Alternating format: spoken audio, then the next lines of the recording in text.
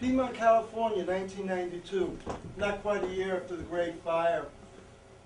I'm 45 years old. I'm bronzed. I'm bald. It's 8 a.m. and it's another hot morning, the fog having lingered offshore the preceding 2 nights. I'm dressed for success. I have my tank top, my hiking shorts, my Adidas. And I got my 8.5 horsepower Astron 1000XZ hedge trimmer on my shoulder as I step off Mr. Scott's back lawn and go stumbling downhill through the ivy. You see, there are shrubs all the way down at the bottom of Mr. Scott's property that I got to trim. Just to bust. I mean, they just, the only reason they're growing there is to bust my nuts. Man's got to make a living. I had gotten into the gardening business on a temporary basis.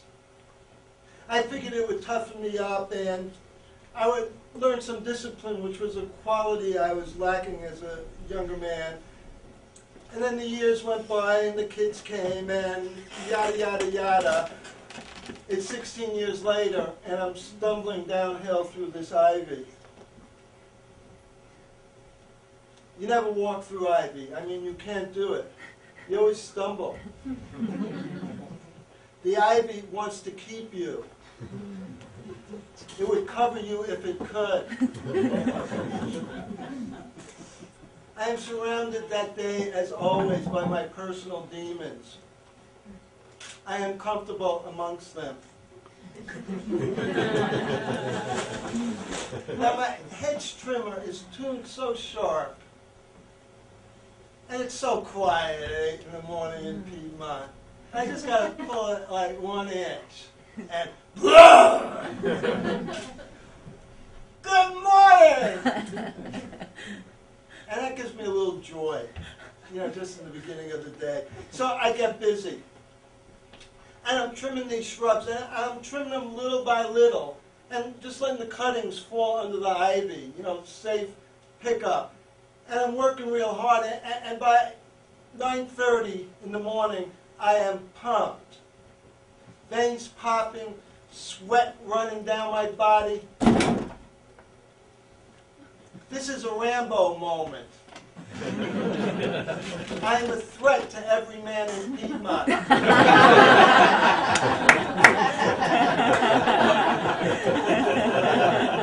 My very existence a rebuke to his civilized life and his clean, soft hands. But then there are all those other moments when if I feel anything at all, I just feel like an animal, a mule or a horse.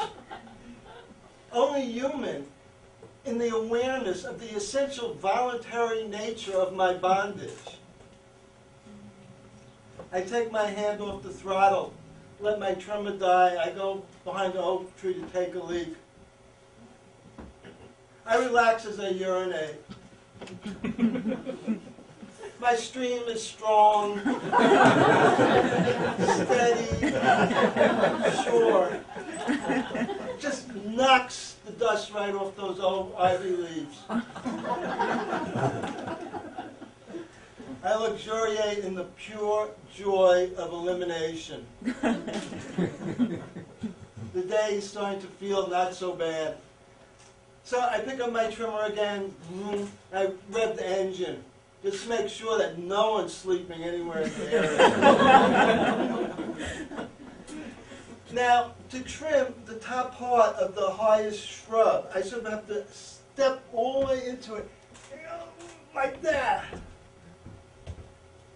And it's when I do that, when I step all the way into that shrub, that's when it happens. At first, I just think it's like a dead branch in the ivy scratching the back of my leg. Till that first sting. Then it's too late. I have stepped directly on a hornet's nest. Oh. And boy, are they pissed. The crawling up my leg, my right leg. I'm shaking, and they do disperse, but they don't go far. They're just all over. They're right in front of me, in the air, in the sky. And I'm just there stunned. And while I'm being stunned, they sort of concentrate their forces, and they become like a swarm, a band right there. And I'm thinking what to do. But the hornets, being animals, they don't think. They just do.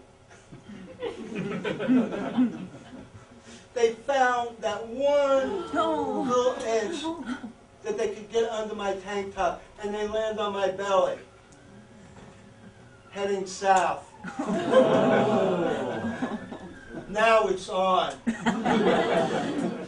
So I start grabbing them, handful by handful. I could feel them buzzing in my fists, and I'm throwing them down, and they're stinging, and I'm taking it. And for an instant, I'm saying, I could do this.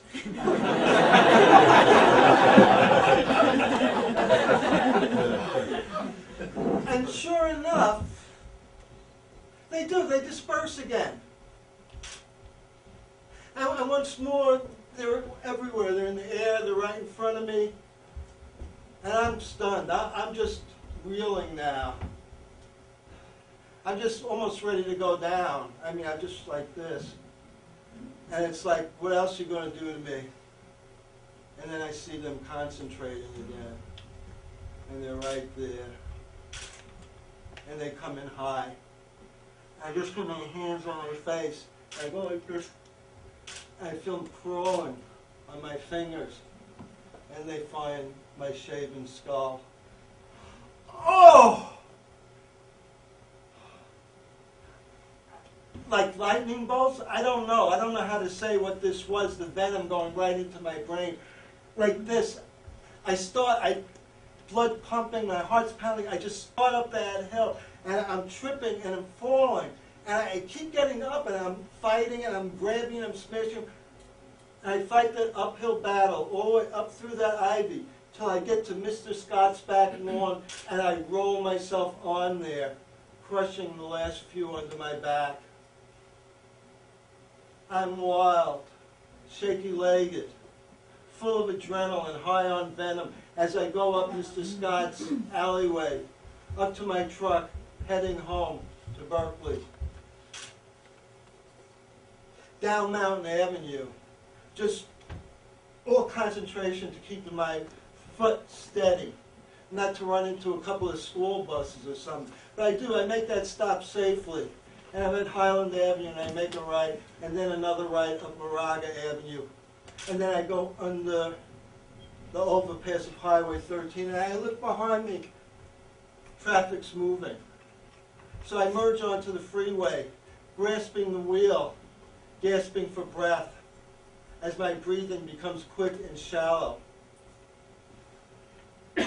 I get to Tunnel Road, and I pull over. And now I'm trying to decide what to do. The obvious thing to do is just to collapse on my horn, get some attention, go to the hospital, get an ambulance. How much is it going to cost me? I'm already in hot, up to my eyebrows. The other thing is to just let nature take its course. I mean, there are worse ways to die. You know, suffocation. Who cares? But as I'm deciding, my breathing does start coming back little by little. And I realize, you know, it's an allergic reaction, and I'm getting over it. And then I'm even giggling a little, you know, like, you know, like one of those. And I'm realizing, so we're maxed out on our credit cards, we might become homeless in a couple of months. But the important thing is, we were all healthy. Me, my wife, the kids were thriving. That's what was important in life. And I was making all ready to go back to work. And like I just scratched back here, you know, where they first attacked, and it feels sort of weird. And I look at it, and it's swollen. I mean, it's such a swollen, it's swelling. Like I could see it swelling. And then it starts throbbing. And like the overwhelming pulse that threatened to take my breath away has now concentrated into this throbbing right behind this leg. It is on fire. Now, I have been all ready to just lay down and die. But pain demands respect. Demands some action taken. So I continue down Tunnel Road heading home. Tunnel Road goes into Ashby. I don't know if you know Berkeley.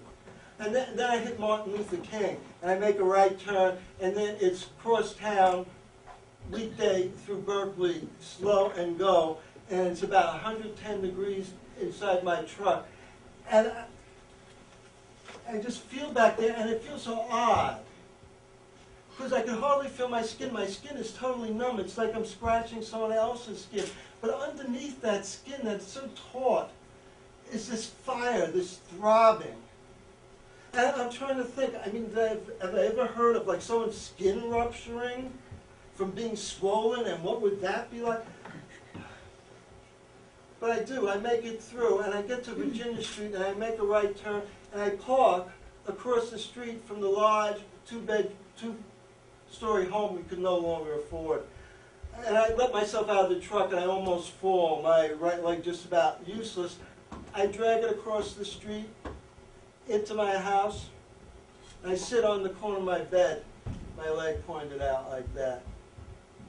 I reach under my bed, and I got a giant plastic supermarket bottle of vodka, which I keep under the bed for situations just like this.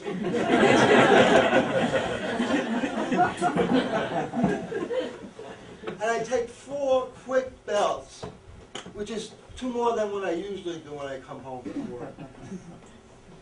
And I boost myself up, and I go to the dresser, and I open the drawer, and I get my single-edged razor blade in this plastic shiny red holder that I use to cut the wart that's always growing into the bottom of my foot. And I hobble down the hall to the bathroom. And I catch a glimpse of myself in the bathroom window, in my bathroom mirror. And my eyes are wild and dangerous. And I take the razor blade, and I take the point of it, and I put it over here. And I take a deep breath. And then, with one slash, I break the skin. And I could feel it all leaving. The pus, the pain, the bile, the venom, the adrenaline, the misery, and the anger. I am at peace. My demons are gone. Thank you.